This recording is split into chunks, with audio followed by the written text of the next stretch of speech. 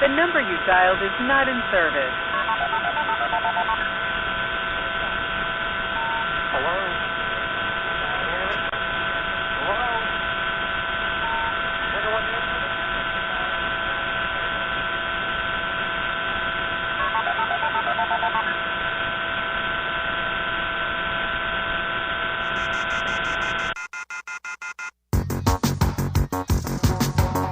The telephone keeps ringing, so I ripped it off the wall. I cut myself while shaving, now I can't make a call. We couldn't get much worse, but if they could, they would. Bon diddly bum, for the best, expect the worst. I hope that's understood. Bon diddly bum.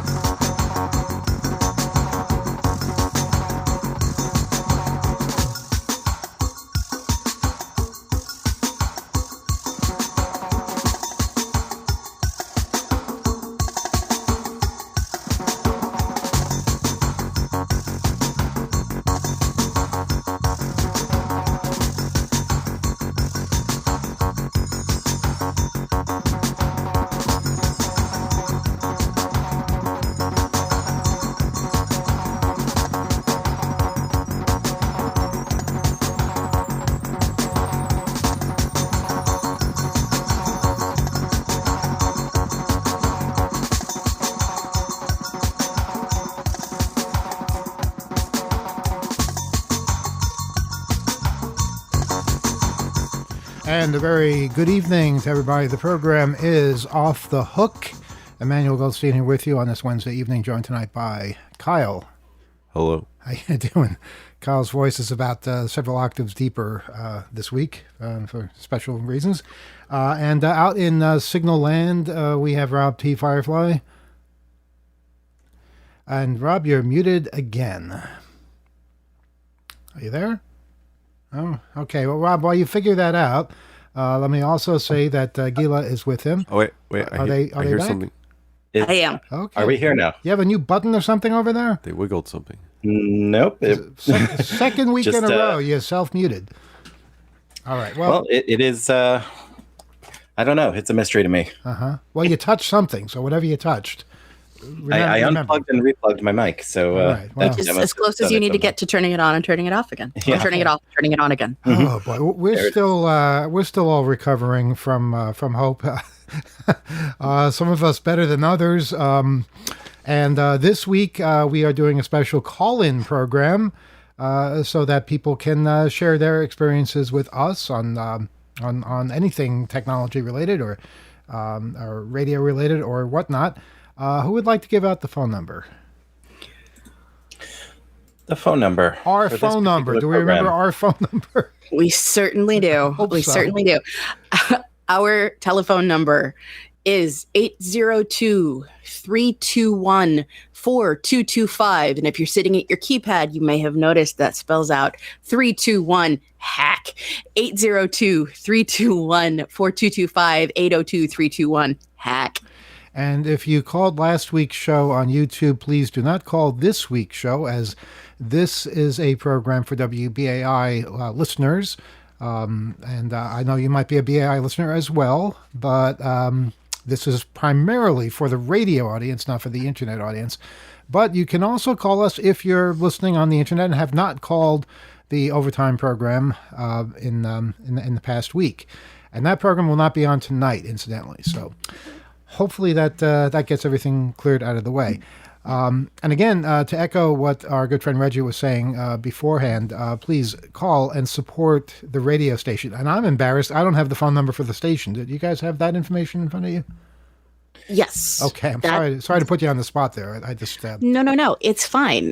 The number to call is 833-WBAI-NYC. That's 833-922-4699. 4692. Again, that's 833-WBAI NYC. 833-922-4692. Or if you don't want to talk to another human being right now, you can visit buddy.wbai.org, and you can fill out the form to make a one-time or a monthly donation. We do encourage you to become a monthly sustaining member of the station.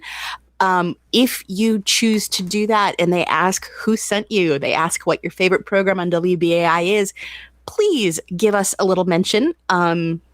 We appreciate it. And we have gotten special recognition in the past for the active donations from our listeners. So you help the station and you make us look good. Everybody wins. So please don't forget to mention on buddy.wbai.org that you are giving to support Off the Hook. And we appreciate that. Fantastic stroke of luck, that phone number, WBAI NYC. We didn't request it; just sort of worked out that way. And somebody, it was years before somebody happened to notice that it spelled that out on the keypad. That's my understanding of the story. Well, I'm willing to believe that. I'm totally willing to believe that. I also love when you look at your phone number and realize what it spells. A friend of mine in college, I'm not going to share his area code, but his phone number spelled out bum tube. And how long did it take for them to realize that? It takes somebody calling in the middle of the night to inform them of that fact, to open up. No, they figured it out. And, this was the late 90s and everybody had a whiteboard by their door and he would just run up and down the halls and write bum tube on people's whiteboards. Call me, BumTube. Yeah, that's just great. Well, call us, please. Our phone lines are open, and you can say whatever is on your mind. It can be about technology. It can be about hackers. It can be about the radio station. It can be about life in general. We do this about once a month where we open up the phone lines and basically let our listeners take control. 802-321-4225 is the phone number. 802-321-4225. If you're calling the regular station number, you won't get through because we are broadcasting on a remote studio. And while we wait for the phones to start ringing, and I hope the ringer is on this week because sometimes we don't hear it, and that can be embarrassing. Is there anything people want to update or tell? This is a nightmare. I have nothing. I don't think any of us, because I think our was it last week that I very confidently said, "Oh no, we feel fine. We're very well rested and totally doing fine." And 2 days later, upper respiratory crud started appearing in our house, which I should never confidently say we feel fine. Are we all sick? Is everybody sick? I mean, Alex is so sick he can't even get on the radio. That's his story. I don't know if Concrud can be time delayed in such a manner, but I was sick last week, and I feel like I might be. You know how, like, when a spaceship goes out into space and then it comes back to get a gravitational push on its longer journey. Yeah, I feel like I'm coming back for that second part. So, yeah. Earth below us, drifting, falling. We have a phone call, but we need Kyle back in the room in case they say something bad and we have to press the button. He's the only one that can press the button. Oh, you have the medicine there. That's good. Yeah, I brought some syrup. Wow. Kyle's really feeling the effects of it. I don't know what it is exactly. It might just be the city. It might be a lot of people getting together. Hopefully everybody else is okay. It's done a number on us. Let's see who's out there. Good evening. You're on Off the Hook. Go ahead. Hi guys, am I on? You're on the air right now.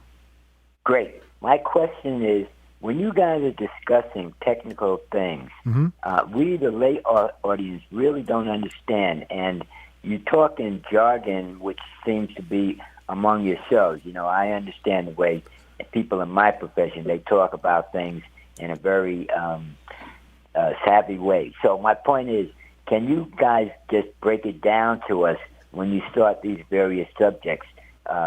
regarding the internet and the computer. Yes, caller. That's actually something we really try to work on.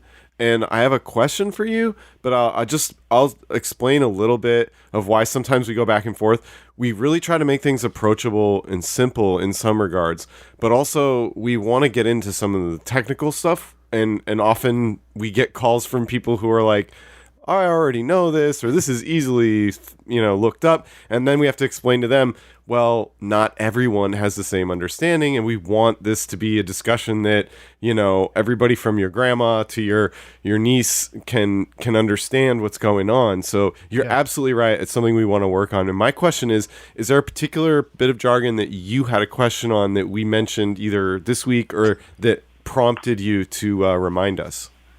I'm sorry, I should have written it down. I was so baffled that I just went immediately to the point that I can't, it seems that you're speaking insider jargon, which is cool, except that for us, we have no idea what that refers to. It's like an acronym that we don't know. Wow. What the meaning of I mean, it is. that's something that we try so hard not to do, but we could be doing it without realizing it. Rob Gila, you have something to add? I was just going to say, as a voice from the inside, y'all, sometimes I don't know what you're talking about. Sometimes we don't know. Sometimes we don't know. Yeah, I mean that is something that's I think is important about the format we have, where we have this handful of different people who are interested in different things and are experts in different fields and stuff, and we get to explaining this stuff to one another. And hopefully also explain it to those out there listening who might be interested but not totally fluent in the jargon and the lingo, as you put it, caller. And we totally appreciate it. If there's anything you ever hear us talking about that you would like us to go more into, please send us an email, and we could totally elucidate whatever you like. The email address is oth@2600.com. That's 2600.com. And we often OTH for Off the Hook, which is the name of the show, at 2600.com, and that'll 2600 get to all of us. Can I ask where you're calling from? I'm calling from Brooklyn.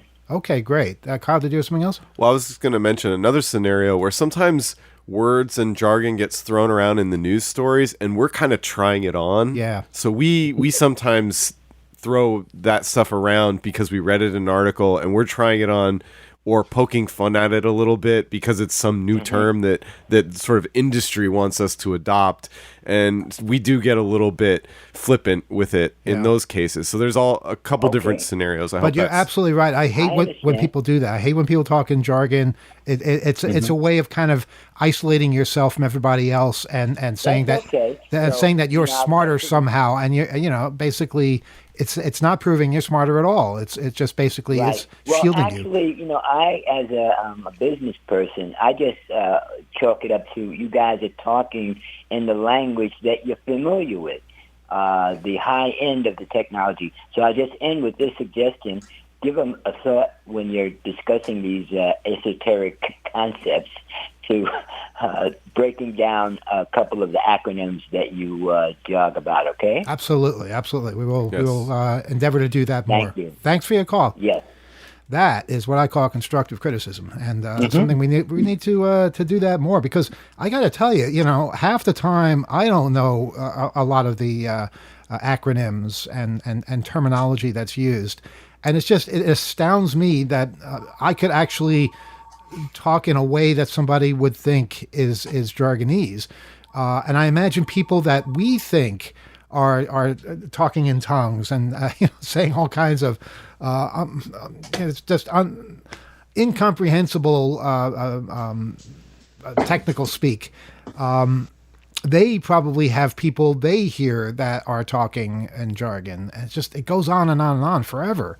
So, I think we all need to, not just on the radio, but in real life, try and, define our terms so that people know what the hell you're talking about. And this might be a night where we say all kinds of things that don't make sense.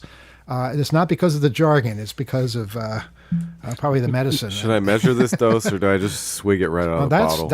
Is that the kind that's going to knock you out? Because that's the kind. This is the uppers. Okay, good. Yeah. No, we're not. No. No, I'm not running the board. I'm fine. We used to have a drug show. It's the daytime. On WBAI, used to have a drug show, like how to take recreational. I'm not going to take sleepy time. The 60s or the 70s. It was a different era, but we definitely we could talk about drugs. I mean, it's probably people making drugs with computers, but that's not what this phone call is about. A lot of good ideas for shows that I've had over the years. One show in particular, a bunch of taxi drivers just get together and trade stories, for an hour. That's a great show, right? It is. Do you have an idea, Gila? Do you have an idea for a show? No, I was just thinking, I feel like taxi drivers, it's been done. Has it? Yeah, it was a really successful sitcom. I'm talking about real life, not a sitcom. All right.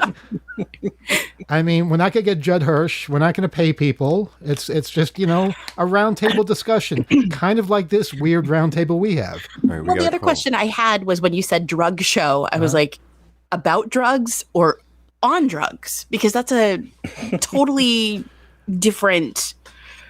This brings back a memory of hope, actually, where there was a banner on the second floor, which was visible from the lobby. And a couple of security guards were asking us, so what is that big banner that says free drugs? And we weren't giving away free drugs. It was basically a drug testing service. But it was the dual meaning, free them in the sense of not restricting them, free them. And it also said, in parentheses, testing and information. So they were kind of using the banner as a play on words, but you could really only see it in large print. It got their attention, and these guys were downstairs, and they couldn't go upstairs to check it out. I didn't know what they were talking about. They're like, you guys got free drugs up there? I was like, what are you, where? And I was like, show me. What do you see? And then I saw the banner. I was like, oh no, it's testing. I hope that's not what people thought we were doing. No, I had to explain to the guy. I was like, it's testing. It's like, so, fentanyl, so you don't die. That kind of thing. It was also somebody with a table on the mezzanine that had come in. It wasn't like an official conference thing, right? Yes, they were a vendor, a really wonderful group, Grassroots Harm Reduction. Yeah. They are a local New York. Did your doorbell just ring? It did, and we don't know why. Yes, we did not order anything, so why does your doorbell sound so horrible? It's like, because this building was built back in 1950 bad or whatever, and they've never upgraded the system since then. That's interesting because my grandparents had a doorbell that sounded just like that, and their building obviously was from that era. It's got pizzazz. Well, I guess people didn't look forward to visitors, so they had a harsh sound when they arrived. Well, and they're also really loud in this building, so we can hear our neighbors. I'm sure they can hear ours. And it's this mid-century modern living that we're doing. But you're the only ones doing a radio show that you know of in the building. To our knowledge. You have to be true. Loud. Okay, we have a caller who's been very patiently waiting. Good evening. You're on Off the Hook. Our neighbors, I'm sure they can hear ours. Please don't play us because we don't want to hear us. Okay, this is Rebel calling. I see the caller ID. And Rebel, we told you specifically, asked you specifically, please don't call because you called last week. In fact, you were the only caller last week, and we're not going to have that again. So please don't call back. If you do, you won't be allowed to call the next week and the week after, and that's a good way to silence yourself. Boy, I was tying up the line for all that time. 802-321-4225 is the phone number. We're sorry about that. And Can I also point out, though? If they listen to the radio, then they would know that we asked specifically not to call because you called last week. He needs a personal disinvitation. Go ahead. We also mentioned it at the end of overtime last week. I slept through that buzzer. Did you? I slept. Yeah, I did. Yeah. Apparently, I'm a very sound sleeper. Yes, but you've also been living here longer than I have, and I think I've had more time to grow used to the sounds and This was a really noises. long time ago, though. Yes. It was like 10 years ago I slept through it. We have another phone call. Good evening. You're on Off the Hook. Go ahead. Good evening. Yes, go ahead. I'd like to talk about old-time privacy, and I'd like to open up the conversation. I suspect I'm substantially older than most of you. And I have installed, if you recall, the X10 accessories throughout the house. which send signals over the internal electric wiring. And there's no Internet of Things here. And I can automate plenty. And I have other... I'm very suspicious. I've been a privacy hawk for decades. And I'd like to open up the conversation that if you can control things remotely, but within your own abode, is this something that intrigues you or anybody else? There's still a vivid X10 community. They still make some of them, and the parts are available. I turn on the outdoor lights, and the timer is controlled to come up. It knows when sunrise is. It'll turn lights off 20 minutes after sunrise and 20 minutes before sunset, as well as controlling. In fact, the radio I'm listening to you on, I can control through these really kind of ancient technology, but it's not the Internet of Things. There's nobody else outside the house that can snoop on it. Wow. Well, this is precisely what I think many people are moving towards now, because they've seen the evil of what internet-driven devices can do, how the spying works, and all of that. Keeping in mind the previous caller, can you define what X10 is for someone who might not know? You know what? I may even have a box here that has something. X10 is a protocol that sends codes over your electrical system. You plug in, you put accessories that plug into any outlet, and there are 16 channels, I believe, and 16 channels that are alphabetic. 16 channels that are numeric, and you cross-reference them and give them an alphabetic code. So you have all those permutations. I think it's 256 different items and commands that can go over. You can put macros that make one thing do work after another. I've monkeyed with these for decades. I'm old enough to be in college when Nixon resigned. So and I've tinkered with this stuff, and have always been very cautious about who gets to look into what's going on in my abode. I would ask you, what kind of resources would you point people to if they were interested in this, since you've had quite a bit of experience with it?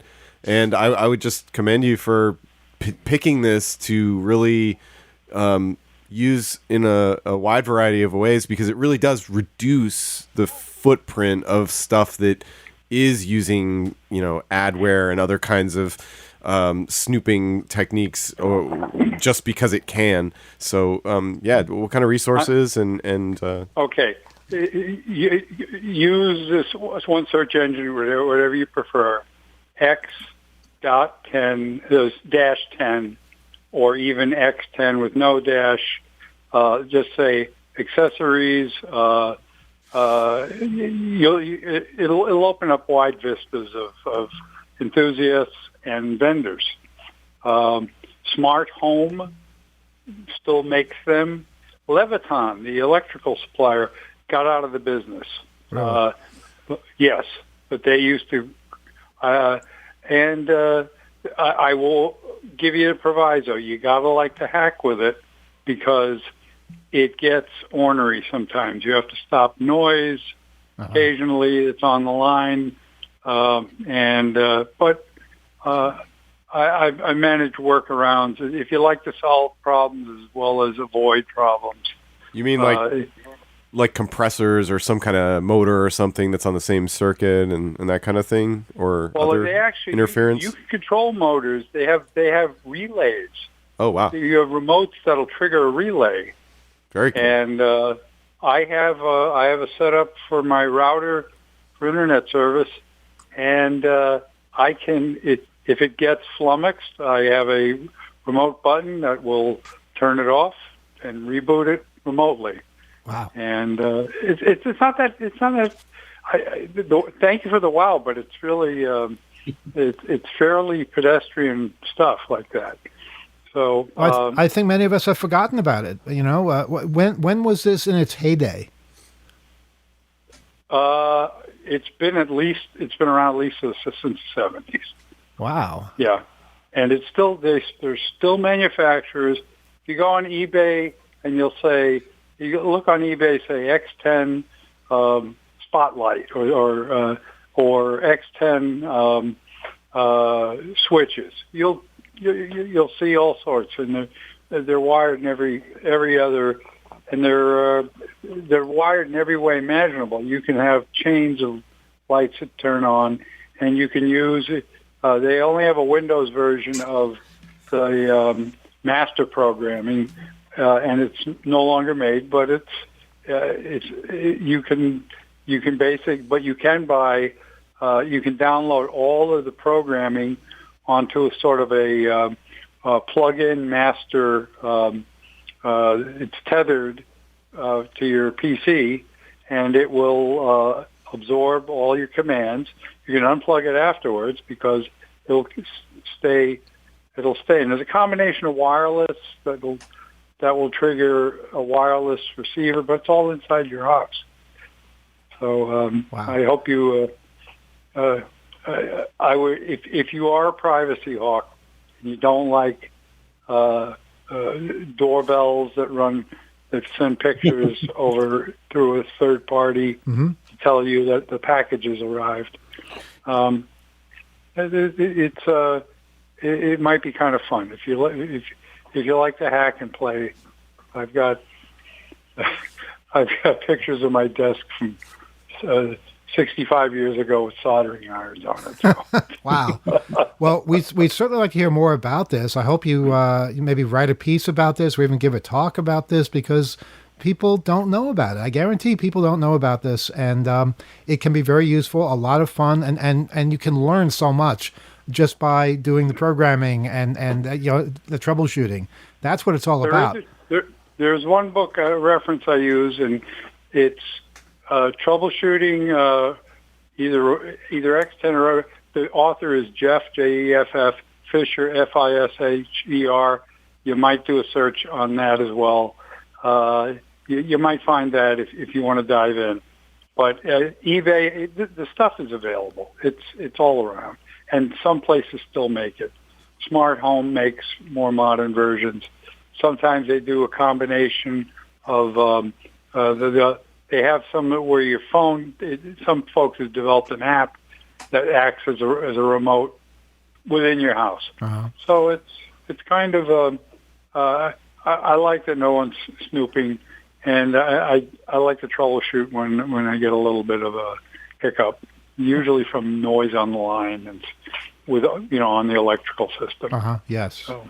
Well, I think this will inspire some people to really look into this. Maybe more companies will come into being that are making technology. Yeah, reviving technology that's sort of new but forgotten, because some of the stuff, like you said, it's fairly recent, and then it kind of resurfaces and then gets kind of forgotten, and then people rediscover it. So maybe there's an opportunity here. And all the attacks on privacy, that's really in the news a lot lately. So I think people are looking for stuff like this, just, at least so they can have something. Yep. I wish you luck in looking at it. If I get an opportunity to call in again with some more details, I sort of haphazardly picked up the phone and said, let me give these gentlemen. On that note, I don't know if this is connected in any way, but you have the best phone connection I think we've heard in a long time. People call on cell phones and they just sound awful, and you sound crystal clear, like like the old days. I don't know. Maybe I'm not getting interfered with. Okay. Cool. All right. Well, thanks for your call, and best of luck. Have a peaceful night, everybody. Take care. You too. Wow, that's amazing. That really is amazing. X10. That was very cool stuff. I had forgotten all about X10. I had read a little bit about it ages ago, and yeah, it was a big deal in the 80s and the 90s, and the fact that people are still messing with it is a lot of fun. There was also a type of browser ad in the early 2000s, around 2001, that one X10 manufacturer got notorious for because they figured out how to pop up banner ads underneath your browser window, and people hated that. Well, I forgot about it so much I don't even remember ever knowing about it. So that's kind of weird. I got to look into that. 802-321-4225 is our phone number. Someone's already on the line. We're about to pick up that line. And if you call when someone's on the line, you'll wind up going to voicemail. So just hang up and try again. Let's take this phone call. Good evening. You're on Off the Hook. Go ahead. Hello, am I on? Yes, you're on right now. Okay, two things. Number one, I'm a huge fan of the magazine and the radio show. Both are little glimpses of light in what feels like a very dark time politically, and I want to thank you and everybody else who works at 2600 WBAI for doing that. And if I may, a small piece of shameless self-promotion, but only if I may. Yes, you may. Go ahead. Okay. I am creating a website that is styled 1990s GeoCities, centered around hacking, bringing back the free web, all that good stuff. Basically a large directory to other websites. It is zargonsdigitaldomain.neocities.org. If anybody wants to check that out, there you go. Thank you for picking up my call. Of course, yes, and best of luck with that, and thanks for the acknowledgement. Of course, thank you. All right, take care. 802-321-4225. It's nice to hear that every now and then. That it makes a difference. Makes you want to keep going. Makes you want to keep doing it. It's okay, Kyle. You can sneeze loudly on the air. It's not a problem. We have another phone call. Kyle's in the other room right now, but he'll be back. And when he gets back, that phone call will be picked up. 802-321-4225 is our phone number.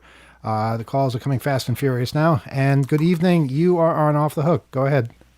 Okay, my name is Rhonda Haubin, and I'm co-author of a book called Netizens on the History and Impact of Usenet and the Internet. And it's about the fight against the commercialization of the Internet and the effort to keep and to document what was a very different Internet when I got on in the early 1990s and the things, and then fighting against the privatization and the commercialization.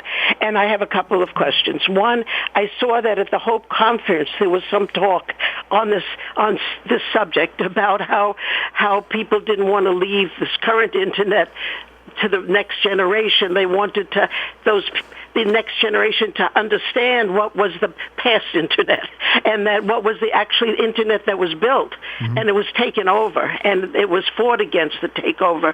And I thought there's still aspects of and people have had the other experience and people who try to do things given all the fight that we've been through. I wonder if you can talk about, or if you have talked about, if you could tell me where I can find it, what went on at the conference about this subject. And then I have an article that I want to point out to you that's on the subject that I think it sounds very interesting. And I wondered if this topic is being taken up, that where that is. I was on Usenet early on.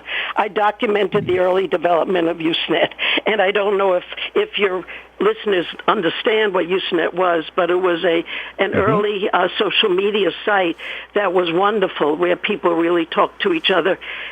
It was good to hear differences, and people learned from the differences, and they built a system where people helped each other and formed communities. And so it was what was supposedly this vision of an Internet that was a utopia. Instead, it was that was the Internet that existed in the early 90s and when I got on, and then subsequently we fought against them. There was a set of people trying to give this to the commercial entities who didn't build this Internet. This Internet was built in the collaborative process. And so I wondered, what went on at the conference, and two, if there's a way to follow up on this and to build the work around this. And I want to mention the article that's currently It was recently given in the Guardian, and is very interesting. Yes, so I'll shut up and listen to you. Okay, well, the conversation did take place at the conference quite a bit. I can't point specifically to a particular talk. You, Rob, do you have some info? Gila? Yeah, a few weeks ago, actually the week before the conference, we had a guest on this program named Lambda Calculus who gave this very talk, and we can't say the entire title on the radio, but we can say the second half of it was how to rewild the internet. It was exactly about this, how to take back the internet from the corporate interests that are going on and making everything worse, and how to get back a bit of that old, scrappy sort of punk sense of what the internet used to be and how people used to connect and learn on it. And it was, I can tell you that talk was packed. The room was shoulder to shoulder, standing room only. And there was a great response to it. And I know that similar talks are happening at conferences and events. The videos and stuff for the most recent Hope have not been put on 2600's YouTube yet, but they will eventually get there. There's a lot of sentiment out there, I think, in general. If you look around on the web, there are a lot of us old heads who were on Usenet and similar things, and who are looking to spread the word about like how things can be that way again, in terms of connecting with folks. And actually, the thing that I was thinking about, which is sort of struck my brain a little bit, was something that Lambda Calculus spoke about in his talk, and also something the previous caller mentioned. Lambda was talking about a lot of the things that are kind of popping up to sort of more open source, wilding the internet ways of doing a lot of established stuff. So the previous caller spoke about a page they're building on NeoCities, which is kind of bringing back the spirit of GeoCities. And I just thought that was an interesting, talking a lot about Valid, talking about things of that nature. Mm-hmm. And yeah, caller, it's there, and there's a lot of the sentiment for it. It's absolutely there. And if you check out the 2600 website, the Hope website, a lot of that is there. Mm-hmm. I'd like to comment and just say that for me, I wasn't on Usenet as far as I know. I was a little too green in my early explorations, but I think it's important, and I really feel like this is where we have to really institute the Council of Elders now. We got to impart this stuff. I know I keep mentioning it, but I think the utopia we're talking about, it never was a utopia. Like, to me, the internet never was a utopia. I think that's, to try to sell that it's a little misleading. What it was is a place where enthusiasts were, people who were fascinated by it and excited about it. And I think it gets recast as a utopia, but that's nostalgia. Mm-hmm. We need to avoid that. Yeah. But we need to teach the skills that led to enthusiasts being able to express themselves and share their joy and ability to find affinity groups and common cause. And I think those skills are really basic stuff. What are protocols? How do you make a website? All of that stuff. Because what happened is companies decided, oh, wow, there's people on here doing fun, eclectic, wacky things. Now let's get everyone on here. And there were already, unsavory, let's say, parts of the internet. And that thing of having everyone online just led to more of that. And in fact, now they're unsavory with like business plans and ways to exploit us. So I think that what happened with the commercialization of the internet, from my experience of it, I mean, they were already selling the whole walled garden, like Prodigy, AOL, CompuServe, like those were big telecommunications companies and media companies that were trying to cash in on that exuberance. And I think we need to just impart and share with people who may not be familiar with what Usenet was. And there is a lot of that rewilding going on already. Rob has talked about the Fediverse and how social media is getting the treatment because we really understand the ramifications of it in its ability to leverage harm. not just by actual other individuals, but in like automated ways.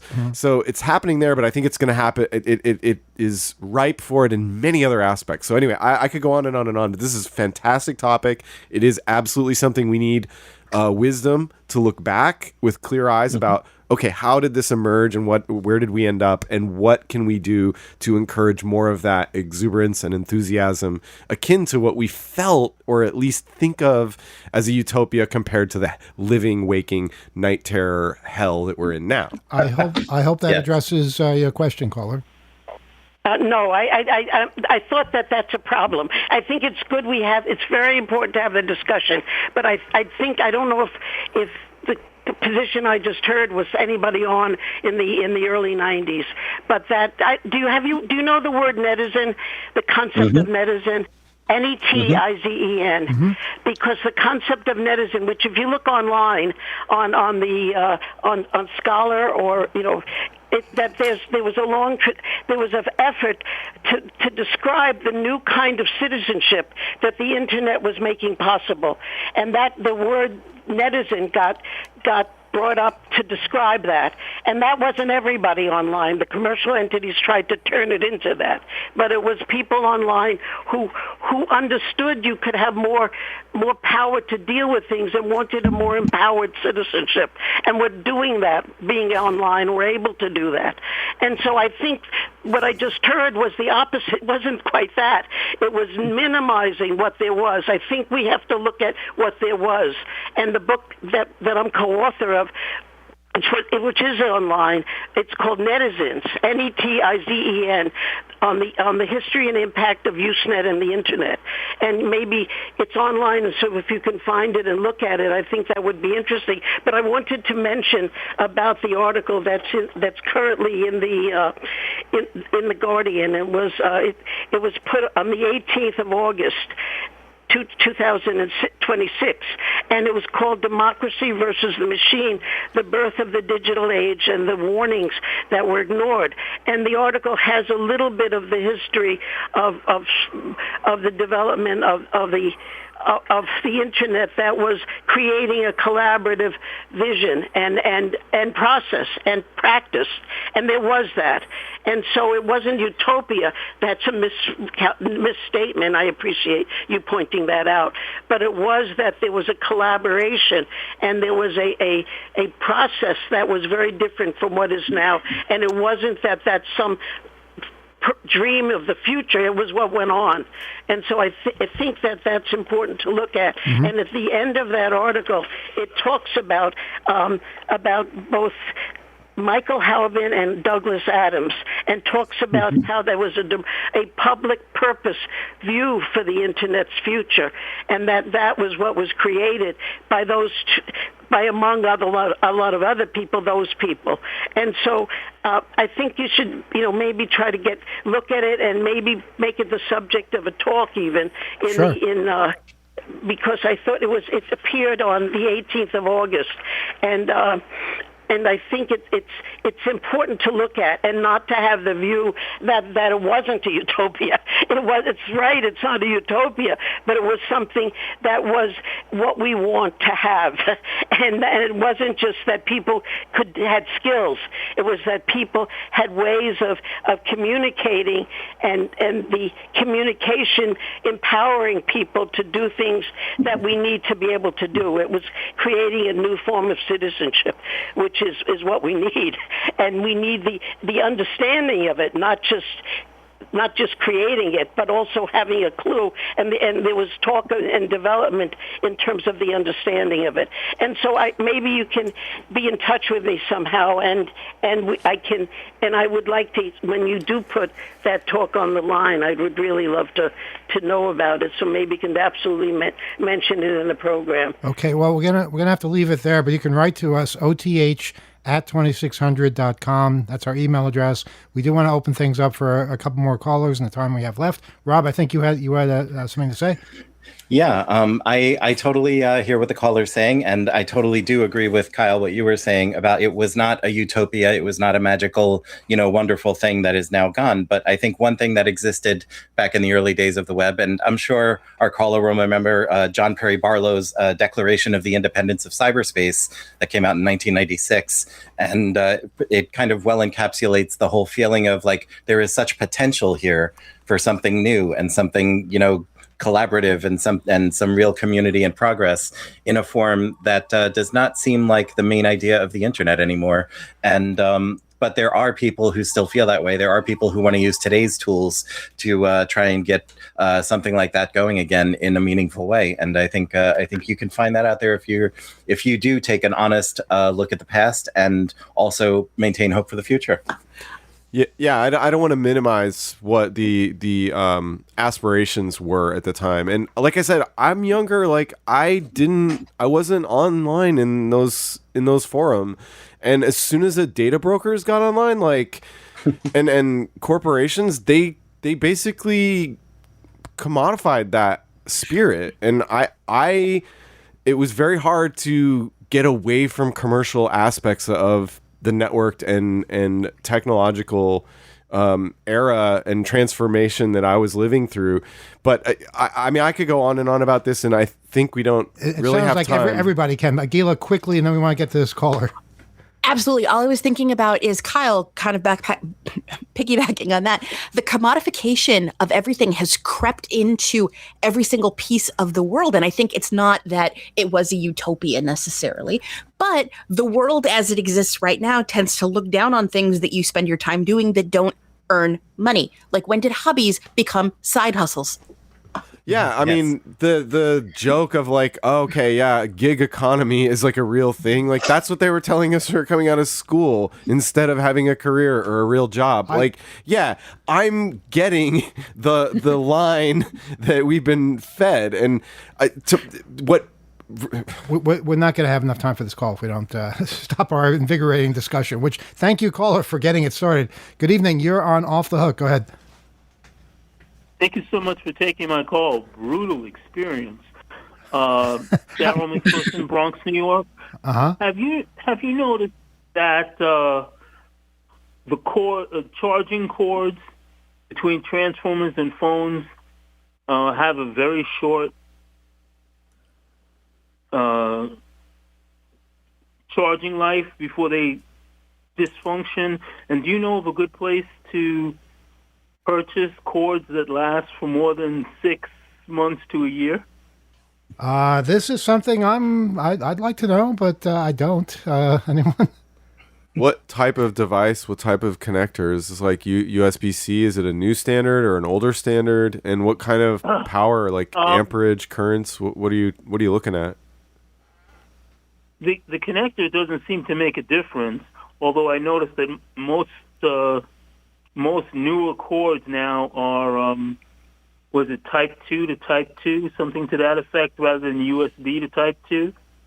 However, what I'm finding is that, and maybe it's just the brand that I'm buying, the cords last about 6 months, in which you can get a full charge in a very short period of time, and then at some point in time, they just stop working. Okay, well... sounds like a materials thing, but there's a lot of different like OEM and ODM, that's original equipment manufacturer and original design manufacturers that are making all kinds of versions of these under all kinds of different names. So the materials, the corners they're cutting, maybe some of the wiring is bad, the way it's flexing, it's not got enough strain relief. There could be a bunch of mechanical factors, but maybe it's actually got some kind of circuitry that is killing it. I don't know. That's a new quandary, but we'll definitely ask around ourselves. Well, one thing I've learned this hour is that an hour is not nearly enough time to talk to BAI listeners. Next time we do this, maybe we can ask for some extended time. We are out of time, unfortunately. I'm sorry to everybody we didn't get to. You can write to us, oth@2600.com, or maybe call us next week on Overtime on YouTube. We'll do this again in a month and see if we can fit more people in. Rob, do you have any announcement for us? Yes. Well, no. Not this week, but next week will be the 2600 meeting all it's over. Not this week. All over Yeah, the it's world. still August this week. Oh, No, it's jumped ahead. it's still August on Friday, but a little early doesn't hurt to get prepared a little sooner. All right, well then we will say goodnight, and we will see you next week. Bye.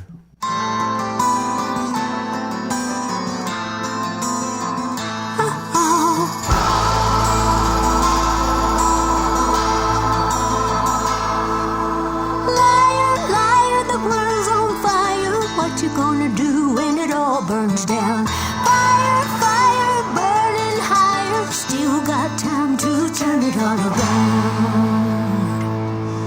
Now I ain't one for speaking out much, but that don't mean I don't stay in touch. Everybody's tripping over this or that. What we gonna do when we all fall flat? Liar, liar, the world's on fire. What we gonna do when it all burns down? What to think about us? When did we lose? In God we trust. God Almighty, what we gonna do if God ain't listening and we're deaf too? Liar, liar, the world's on fire. What you gonna do when it all burns down? Fire, fire, burning higher. Still got time to turn it all around. Don't get me started on politics. Now how are we to live in a world like this? Greedy politicians, present and past, they wouldn't know the truth if it bit them in the ass. Now tell me, what is truth? Have we all lost sight of common decency, of the wrong and right? How do we heal this great divide? Do we care enough to try? Liar, liar, the world's on fire. What we gonna do when it all burns down? Billy got a gun, Joey got a knife, Janie got a sign to carry in the fight. Marching in the streets with sticks and stones. Don't you ever believe words don't break bones. Can't we rise above? Can't we show some love? Do we just give up or make a change? We know all too well we've all been through hell. Time to break the spell in heaven's name. Liar, liar, the world's on fire. What you gonna do when it all burns down? Fire, fire, burning higher. Still got time to turn it all around. Liar, liar, the world's on fire. What you gonna do when it all burns down? Fire, fire, burning higher. Still got time to turn it all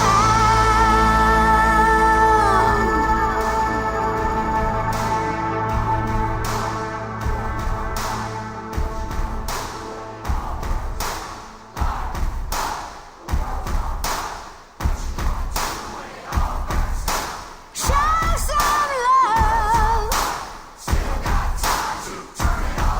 Let's rise above. Let's make a stand. Let's lend a hand. Let's heal the hurt. Let kindness work. Let's be a friend. Let hatred end. What you gonna do?